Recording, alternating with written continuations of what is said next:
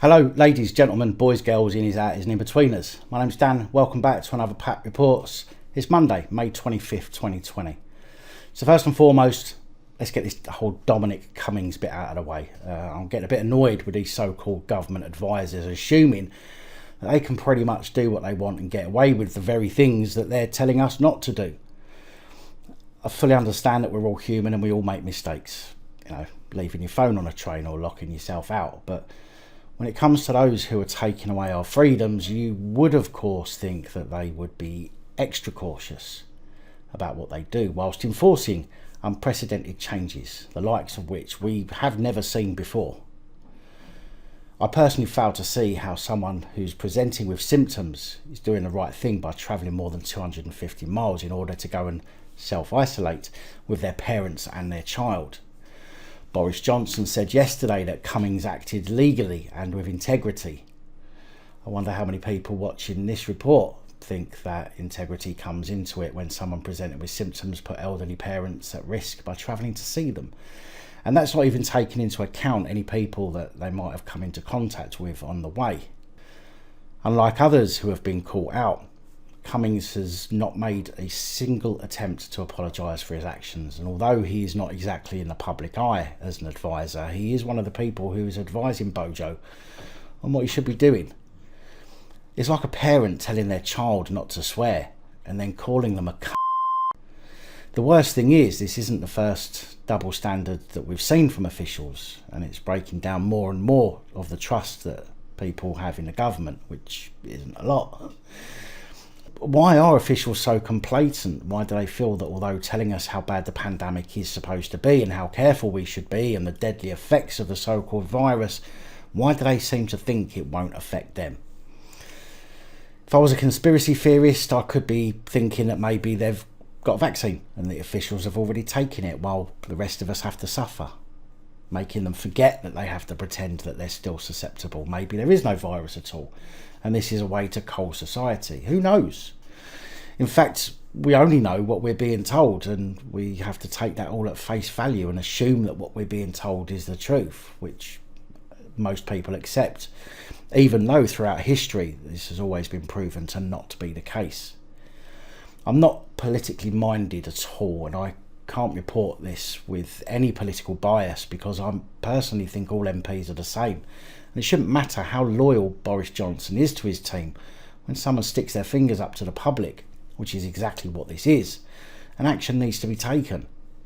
It doesn't matter who you are, what position you hold, or who you know. We're all bound under the same laws, and although in England there's no law about how far you can travel, and there's no law on who you can see, when these people are telling you that certain restrictions, regulations, rules and advice are in place, even if no one else is following it, you as the person advising it should be setting the highest example. I'm going to leave that story there as it's so widely known at the moment already. It's just that I've had a lot of people asking me to add it to the report, which I have, but obviously these reports are generally to highlight the lesser known incidents that happen in the country. PC Palmer, Keith Palmer, you've all heard his name, although you might not remember. PC Palmer was the police constable who was killed by Khalid Masood on March the 22nd, 2017 at Westminster. You know the one I'm talking about, the one where Sir Craig Mackay, who certainly doesn't deserve being called a sir, retreated to a vehicle and locked himself in whilst PC Keith Palmer was murdered metres away, later using the excuse that he was ill-equipped to intervene. The same people who run towards danger as the public run the other way. Righto. The inquest into his death and the attack concluded in October 2018 and found that PC Palmer's death may have been prevented had armed police been nearby. Well, it turns out that police were aware that Westminster would be an easy target for an attack. In fact, two police constables who were both members of the command unit tasked with guarding Westminster have come forward saying exactly that. We knew a tragedy was going to happen and the exact location where it would happen, they said. The carriage gates were the weakest point. It was just a question of when. The constables, being referred to as PC Sam Kelly and PC Ian Grant, although Sam Kelly is not his real name, said, all the indicators suggested a terror attack on Parliament was coming. If you're facing a violent threat, the best thing to do is increase the strength of your defences and make sure everyone can see that as a deterrent effect. What was happening at Westminster was the opposite. The police presence was made to lower its profile. It had also been physically reduced. Senior management knew best, better than the guys on the ground.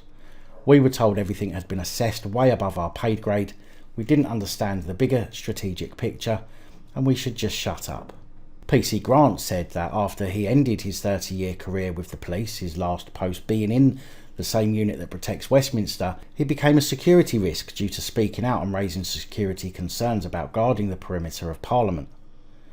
PC Palmer's wife Michelle last month launched legal action against the Metropolitan Police for placing PC Palmer at unnecessary risk.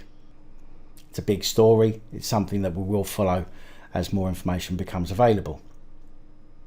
Cheshire Police have referred themselves to the IOPC after an incident on Friday, after a 43-year-old cyclist was in a collision with a vehicle and sustained serious head injuries. The incident happened shortly after 6:30 a.m. between Cromwell Avenue and Junction 9 of the M62. When emergency services arrived on the scene, the cyclist was rushed to hospital, and the 41-year-old driver of the other vehicle was arrested on suspicion of drug driving, possession of a Class A drug, and causing serious injuries by dangerous driving.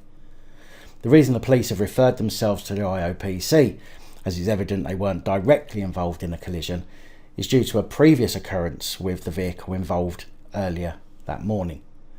Now, although the reports I've found so far don't indicate what that occurrence actually was, it's likely to be something like a traffic stop earlier that morning where the driver was allowed to continue. But that's an opinion from me, and it's not actually confirmed. Normally when the police refer themselves over a previous occurrence, it's usually due to a direct police interaction with someone involved. The man arrested has been released under investigation pending further inquiries. A Welsh MP has been suspended from the Welsh Nationalist Party temporarily while investigations into an assault take place. Jonathan Edwards, who has represented Carmarthen East, was arrested just before the weekend after reports that he had attacked his wife at their £600,000 home. It's been said that he had been kicked out of the home because of the attack. His mother-in-law, Erica, said after arriving in the driveway with bags of shopping that her daughter had thrown Edwards out. Yes, the police were called, she said. Jonathan was arrested and taken by the officers. He is no longer living here. I do not know where he is living now, but he won't be coming back here. I'm looking after Emma and my grandchildren. Police in Wales said a 44-year-old man from Amanford, Carmarthenshire, had been arrested on suspicion of assault, adding he was later released on bail. The Welsh Nationalist Party confirmed it had suspended Edwards, who has represented Carmarthen East since 2010, pending an investigation. The party whip has been withdrawn pending the conclusion of a police investigation, they said. Mr Edwards has accepted this course of action and is complying fully with police inquiries. It would be inappropriate for the party to comment further at this time. In PAP Reports from the 7th of May, we had a story about a female police constable who had received a written warning for failing to search a guest at a Holiday Inn in Cheshire, even though there were reasonable grounds to do so. She also turned off a body camera when entering the hotel bathroom and also failed to seize a small quantity of cocaine. The report was very short and there was not a lot of information at all. However, it now appears that the person who was at the hotel was Kerry Katona's ex-husband George Kay, who, after the contact with the female constable, was seen eating suspected cocaine by a member of the hotel staff. George Kay later went on to die. Police were called after Kay was found distressed and acting erratically by hotel staff, refusing to go back to his room. The constable, who has not been named, surprise surprise, received a written warning for failing to take positive action. No shit. A notice posted on the Force website stated a police officer failed to take positive action when dealing with a guest at the Holiday Inn in Runcorn on the 5th of July 2019.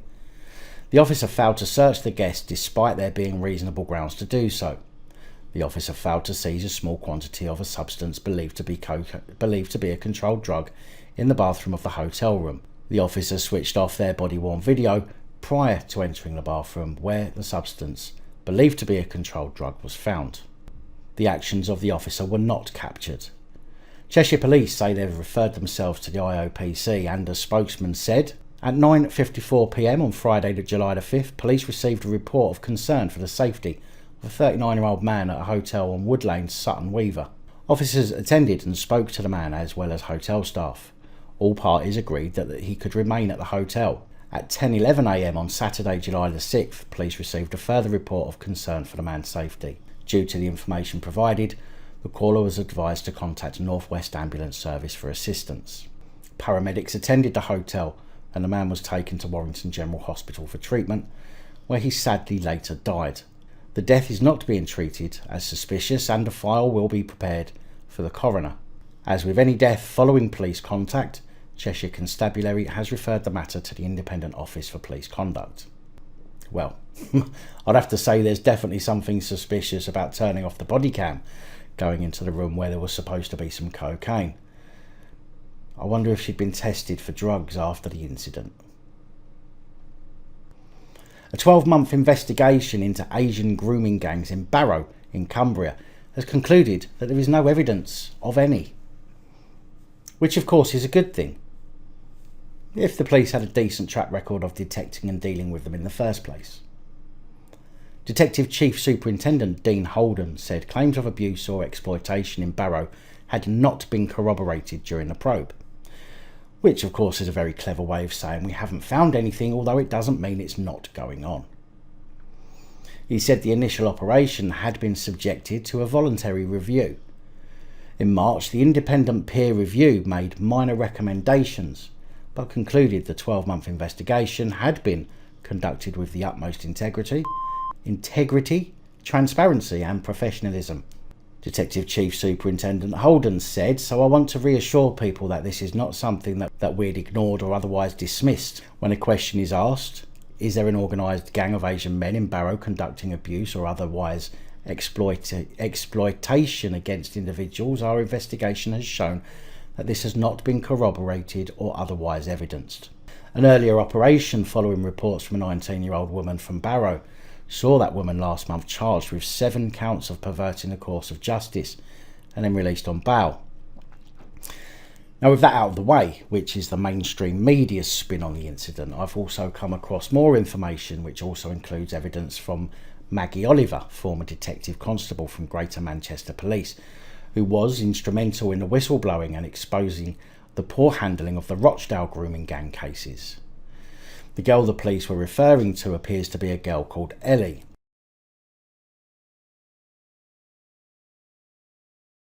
The allegations are that Ellie was raped and beaten, and the suspects had allegedly tried to cut off one of her fingers because she wasn't available to be raped due to being stuck in lockdown, with text messages that seem to suggest the same.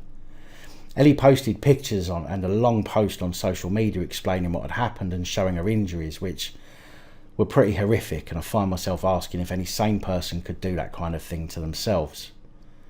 Ellie is now apparently sat in prison after allegedly breaching her bail conditions and missing a curfew. Maggie Oliver shared an image of a text message from her verified Twitter account detailing some of the sick actions that someone is said to be willing to do to Ellie.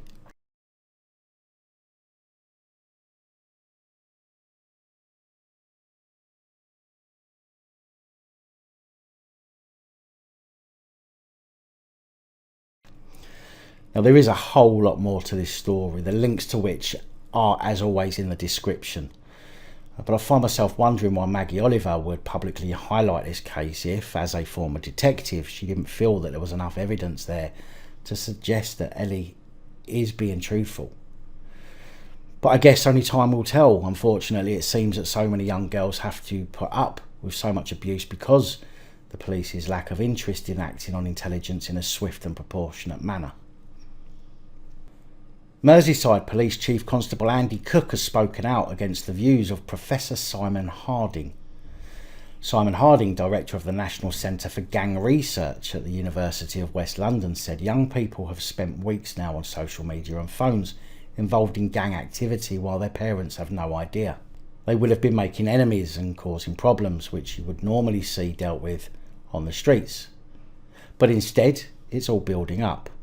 Often they will be completely unaware that they have crossed someone else, but those tensions will certainly not be forgotten. However, Cook said that armed gangs had been settling disputes despite the COVID-19 stay-at-home laws, referring to Merseyside, where there have been 4 murder investigations since lockdown began, 2 in Liverland, far too local for my liking, 1 in Southport and 1 in Everton. Plus there have been multiple shootings without people dying. Cook said, will there be a big increase at the end of the lockdown? I think that presupposes they have been staying indoors, which they haven't. Criminals are criminals, particularly gangs and organised crime groups, have continued the business, perhaps in slightly different ways. But if they want to settle a dispute, I think they've done it. So I don't expect to see a massive increase in relation to firearms discharges or similar at the end of this. I think it will just be as previous. Well, all this time with most people locked down off the streets and staying at home would have been the perfect opportunity to round up some of those who are suspected of these crimes. Imagine if all those police stopping people to check their travel plans or stomping around parks telling people off for resting could have been put to use disrupting actual criminals instead of creating more. PC Stuart Box from Gloucestershire Police will face a misconduct hearing at Avon and Somerset Police HQ in Portishead on June the 1st. Should have put a full stop in there somewhere, or a comma. The hearing has been brought against PC Box after he allegedly fractured a man's jaw in a road rage incident after swearing at the man, slapping him and then punching him twice in the jaw. He is also accused of using confrontational and abusive language towards a woman who had been in the same vehicle and hurting her wrist when she tried to stop him leaving. The driver was said to be filming the incident on his phone, but PC Box allegedly grabbed it and threw it away, although I've not found any video yet. And PC Box allegedly failed to report the incident to the emergency services, failed to wait for the police to arrive, and did not leave his details. There is no mention of a court hearing for this constable, which you would imagine would have taken place, as there is clearly an unlawful assault there, possibly 2. And as a police constable, you would expect his behaviour to be more closely scrutinised, but I've not found a mention of a court hearing, which I do find particularly odd. In PAP Reports on the 10th of January, we had a story about an 84-year-old man who was hit and killed by a police car on the Wirral.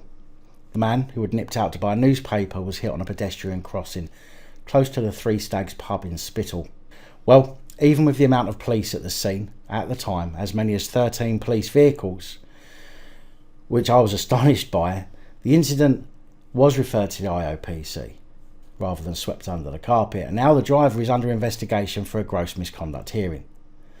The IOPC confirmed that although the blues were on, without sirens, the vehicle was not on an emergency call. 84-year-old William Horn was hit by the vehicle with enough force to cave the windscreen in. He was taken to Aintree Hospital by air ambulance, but sadly died the following day. Merseyside Police have failed to respond to questions regarding whether the constable is still on active duty or if he is still driving for the police force. An IOPC spokeswoman said the investigation is progressing well. A Merseyside police officer has been informed that they are under investigation for gross misconduct and will be interviewed in due course. Very big thank you to the channel Patreon supporters. Your support is, of course, truly appreciated. Anyway, that's all I have for you today.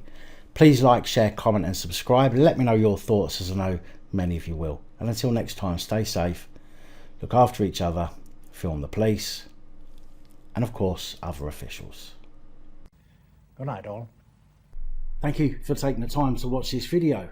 If you like the content and you'd like to help support the channel, you can do so. In the description of every video there are some links to ways that you're able to help support the channel so I can continue putting out content. If you're unable to help us in that way, hit that subscribe button up the top there. If you haven't already, become a subscriber.